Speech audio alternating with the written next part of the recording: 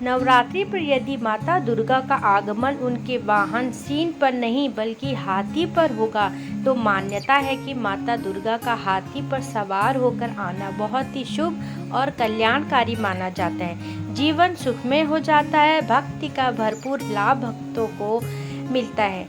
दोस्तों, इस बार नवरात्रि पूरे 9 दिनों तक मनाई जाएगी, ना एक भी दिन कम ना ज़्यादा, पूरे 9 दिनों तक मनाई जाएगी। माँ शेरावाली की विशेष रूप से पूजा आराधना की जाएगी। शारदीय नवरात्रि का महापर्व इस बार 2023 में 15 अक्टूबर दिन रविवार को शुरू होकर 23 अक्टूबर सोमवार के दिन समाप्त होंगे। ऐसे में शारदीय नवरात्रि पर माता दुर्गा की कृपा पाने के लिए कलश स्थापना का शुभ मुहूर्त है 15 अक्टूबर को दिन में 11:44 से दोपहर 12:30 बजे तक कलश स्थापना का शुभ मुहूर्त रहेगा। तो दोस्तों, गुरु जी से सुनते हैं कि यह क्या कहते हैं इसके बारे में। तो आइए दोस्तों जानते हैं। दोस्तों, नवरात्रि में क्या नहीं खाना चाहिए और कौन सा फल खाना आवश्यक है और क्या नहीं पीना चाहिए, आज हम इस विस्तार से आपको बताएंगे। दोस्तों, शास्त्रों के अनुसार बताए गए व्रत चाहे किसी भी प्रकार की क्यों ना हो, उनसे जुड़े पालन का नियम करना अति आवश्यक माना जाता है, क्योंकि जो मन से मुताबिक किए जाए वह संघर्ष नहीं कहलाता। कहा जाता है कि मनोकामना को पूर्ण करने के लिए थोड़ा सा संघर्ष यानी कि तपस्या तो करनी पड़ती है। इसलिए ऐसी मान्यता है कि व्रत को पूर्ण विधि विधान से किया जाना चाहिए, तब आपको व्रत का पूर्ण लाभ मिलता है। आपकी सभी मनोकामनाएं पूर्ण हो जाती है। इसलिए हर शास्त्र यही कहता है कि सच्चे दिल से अगर आपके मन में ईश्वर के प्रति श्रद्धा हो तो बिन पूजा पाठ के ही सारा फल मिल जाता है, और अगर मन में इस व्रत के प्रति शंका हो तो उस मनुष्य को कई जन्मों तक सुख नहीं मिलता। भगवान गीता में भगवान श्री कृष्ण ने स्वयं कहा था, जो मनुष्य सच्चे हृदय से ईश्वर को पुकारता है तो उसका नाता उस शक्ति से जुड़ जाता है जिसे आपने सच्चे हृदय से पुकारा था। इसलिए भगवान भी कहते हैं कि सच्चे हृदय से ही ईश्वर को पुकारे तो वह आपकी हर मनोकामना पूर्ण करते हैं। कई लोग ऐसे हैं जो भगवान के सामने घंटों पूजा पाठ करते हैं तथा रोते हैं, फिर भी भगवान उनकी कभी नहीं सुनता। दरअसल जब आप सच्चे मन से ईश्वर को पुकारते ही नहीं है तो भला वह आपकी पुकार कैसे सुनेंगे।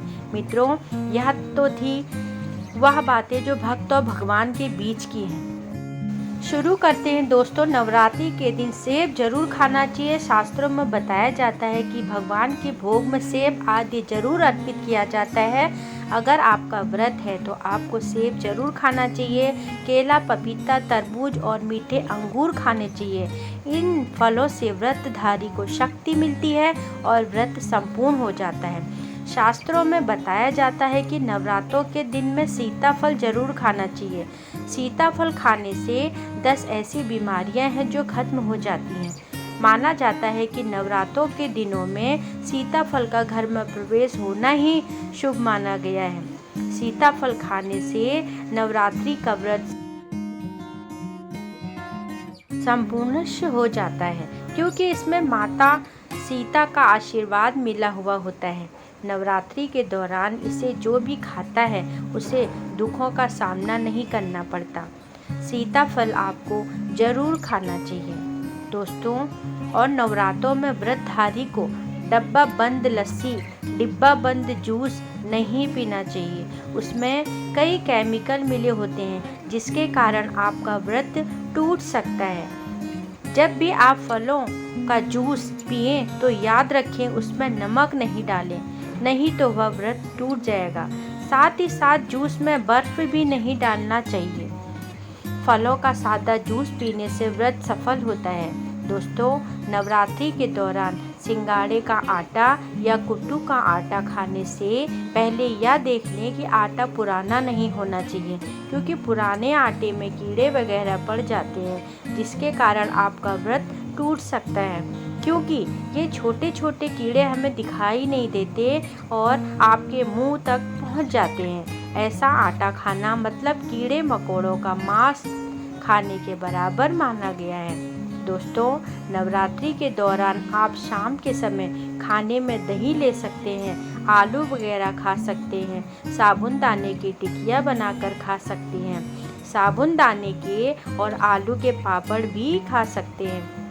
कई सब्जियां तो ऐसी हैं जो नवरात्रि के दौरान भोजन में शामिल कर सकते हैं। इससे आपको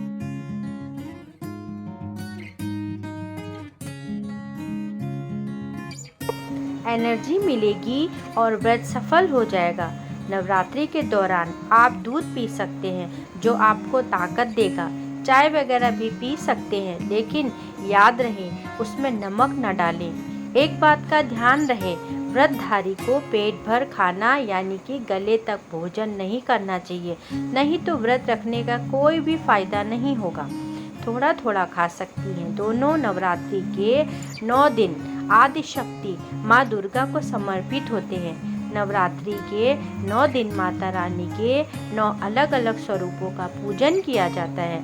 नवरात्रि के 9 दिनों में माता रानी को अलग अलग स्वरूप के हिसाब से अलग अलग पुष्य, अलग अलग भोग अर्पित किया जाता है। लेकिन क्या आप जानते हैं, कुछ ऐसी वस्तु है जिन्हें नवरात्रि के दौरान भूलकर भी माता रानी को अर्पित नहीं करना चाहिए। अगर इन वस्तुओं को आप गलती से भी माता रानी को अर्पित कर देते हैं तो आपको व्रत पूजन का पूर्ण लाभ नहीं होगा।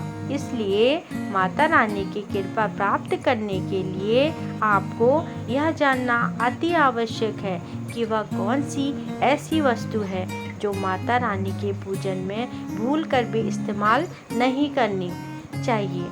तो आइए माँ का जयकारा लगाते हुए वीडियो को शुरू करते हैं। कमेंट में लिख दो जय माता दी। दोस्तों, नंबर 1, नवरात्रि के दौरान शादीशुदा महिलाओं को सफ़ेद कपड़े पहनकर पूजा पाठ नहीं करना चाहिए। साथ ही साथ काले कपड़े भी नहीं पहनना चाहिए। इससे पूजा वृत्ति आदि खंडित हो जाती है। माता की चौकी जब आप लगाएं तो उसके नीचे कागज़ नहीं लगाना चाहिए। माता की चौकी हमेशा लाल कपड़ा बिछाकर ही बनाना चाहिए। हमेशा याद रहे, नवरात्रों के इन 9 दिनों तक व्रतधारी को अपना आसन माँ की चौकी के आगे ही लगाना चाहिए और वहीं पर आपको सोना चाहिए। मंदिर को नवरात्रों के दौरान अकेला नहीं छोड़ा जाता। दोस्तों, अगर आपके घर में किसी की अकाल मृत्यु हो जाती है, सुबह शाम झगड़े होते हैं या फिर पैसे कमाने के बावजूद भी धन का घर में आगमन नहीं होता, भूत प्रेत का आभास होता है, तो यह वीडियो आपके ही लिए अंत तक ज़रूर देखिए। चलिए बता देते हैं कि इन सब का क्या मुख्य कारण है। आपके घर में दोस्तों वास्तुशास्त्र के अनुसार 1 या 2 से ज़्यादा चाकू छुरी नहीं रखना चाहिए। इससे नकारात्मकता बढ़ती है और घर में आए दिन झगड़े होते रहते हैं। सुबह के समय एकदम चाकू छुरी नहीं देखना चाहिए। इससे दिन भर बुराइयों का आपको सामना करना पड़ता है। दोस्तों, मैं अगला कारण है, घर में अगर कांटेदार पौधे हैं, जैसे नागफनी का पौधा है, तो बड़ा ही बताया गया है, इससे घर में अकाल मृत्यु होने का खतरा बढ़ जाता है। इससे घर में अशांति फैल जाती है, परिवार टूटकर बिखर जाता है, भूत प्रेत आत्माएं घर की ओर अपना आवाज़ बना लेती हैं और आए दिन पति पत्नी में झगड़े होने लगते हैं।